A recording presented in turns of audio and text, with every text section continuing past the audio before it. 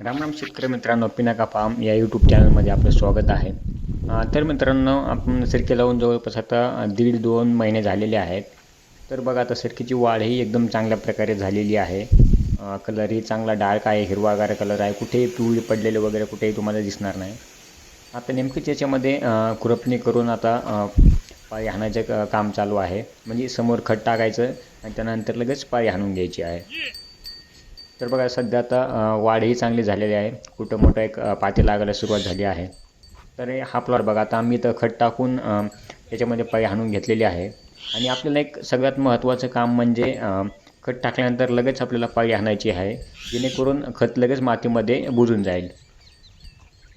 जर तुम्ही उघड्यावरती जर खत टाकलं तर त्याचा तुम्हाला झाडाला कोणताही फायदा होणार नाही. ते पूर्ण हवेमध्येच मेल्ट होऊन जाईल. तर आम्ही इथं खत टाकण्यानं लगेच त्याच्यामध्ये पाळी हाणून घेतलेला आहे, जेणेकरून खतं हे बुजलं जाईल आणि त्याचा आपल्याला प्रॉपर पूर्णपणे झाडाला त्याचा एक फायदा होऊन जाईल. बरेचशा झाडांना जवळपास चांगले असे पाते लागलेले आहेत.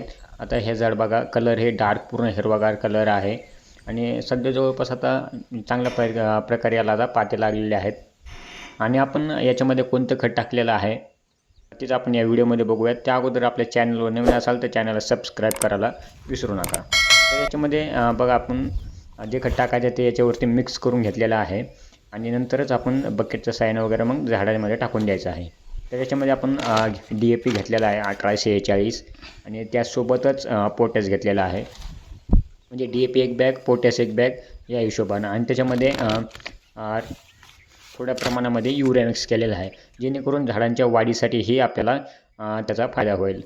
युरिया म्हणजे आपल्याला थोडाच मिक्स करायचा आहे, जेणेकरून DAPमध्ये हे 18% युरिया असतो आणि पुढं चालून जर जास्त युरिया वापरला तर पाते गळण्याचेही चान्सेस त्याच्यामध्ये थोडेफार असतात. त्यामुळे आपल्याला युरिया थोडाच वापरायचा आहे. पण आपल्याला एक बॅग DAP आणि एक बॅग पोटॅश हे प्रमाण ठेवायचं आहे. तुम्हाला कितीही लागू, पण दोन्ही एक एक बॅगचं असं प्रमाण त्याच्यामध्ये ठेवायचं आहे. तर इथं बघा, आपण आता हे टाकून घेतलेलं आहे DAP, पोटॅश आणि याच्यामध्ये युरिया. हे आपल्याला चांगल्या प्रकारे आता मिक्स करून घ्यायचं आहे. 2-3 वेळेस याला खालीवर करायचं आहे. हाताच्या चांगलं याच्यामध्ये मिक्स करून घ्या, जेणेकरून तिन्ही खत एकदम चांगल्या प्रकारे त्याच्यामध्ये मिक्स होऊन जाईल. हाताच्या साह्याने करू शकता तुम्ही, फावड्याच्या साह्याने करू शकता, पण चांगलं याच्यामध्ये मिक्स करून आपल्याला हे घ्यायचं आहे. तरच हे टाकायला तुम्हाला सोपं जाईल. इथं बघा, आपण चांगल्या प्रकारे याला 2-3 वेळेस खालीवर करून मिक्स करून घेतलेलं आहे. पूर्णपणे आता हे तिन्ही खत चांगल्या प्रकारे असं मिक्स झालेलं आहे. म्हणजे कारण की पोटॅश बारीक असल्यामुळे आपल्याला ते याच्यामध्ये मिक्स करणं खूप गरजेचं आहे. तर मग टाकताना त्याचं पूर्ण पावडरपणे ते हवेनं बाजूला उडून जातं.